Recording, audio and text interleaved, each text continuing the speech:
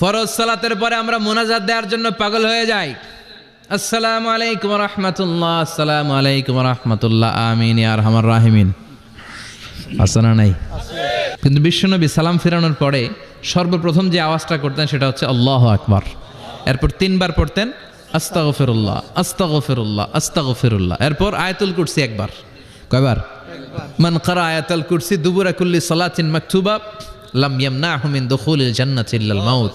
প্রত্যেক ফরজ সালাতের পরে যে একবার আয়াতুল কুরসি পড়ে তার জান্নাতে ঢোকার ক্ষেত্রে আর কোনো বাধা থাকে না, একটা জিনিস ছাড়া, সেটা হচ্ছে মরণ। লোকটা মরে না, তাই জান্নাতে যায় না, মরলেই জান্নাতি। আল্লাহু আকবার। এরপরে 33 বার সুবহানাল্লাহ, 33 বার আলহামদুলিল্লাহ, 33 বার আল্লাহু আকবার। সবশেষে মিলাবেন লা ইলাহা ইল্লাল্লাহ ওয়াহদাহু লা শারীকা লা লাহুল মুলকু ওয়া লাহুল হামদু ওয়া হুয়া আলা কুল্লি শাইইন কাদির।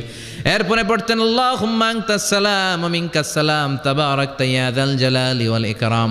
এরপরে পড়তেন আল্লাহুম্মা লা মানিআ লিমা আ'তাইতা ওয়া লা মু'তিয়া লিমা মানা'তা ওয়া লা ইয়ানফা'ু যাল জাদ্দি মিনকাল জাদ।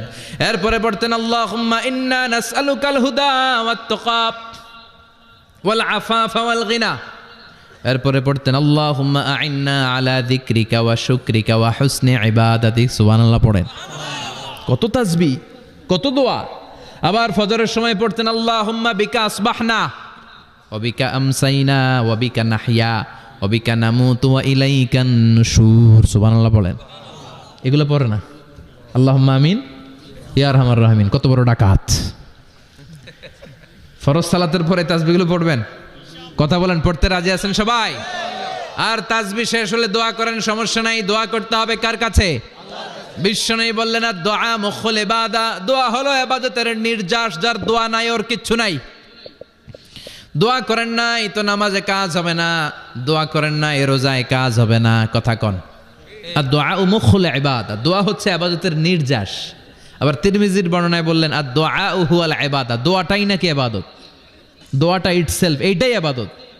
নামাজ যেমনি ইবাদত, রোজা যেমনি ইবাদত, হাত তুলে যে দোয়া করলেন এইটাও ইবাদত। সুবহানাল্লাহ পড়েন। এটা মুমিনের উইপেন, সিলাহুল মুমিন। সাপ্লিকেশন, দোয়ার ইংরেজিতে বলে সাপ্লিকেশন। সাপ্লিকেশন is the weapon of believers. এটা বিশ্বাসীদের অস্ত্র। সব কিছুর কারামতি যেখানে শেষ, দোয়ার কারামতি ওইখানে।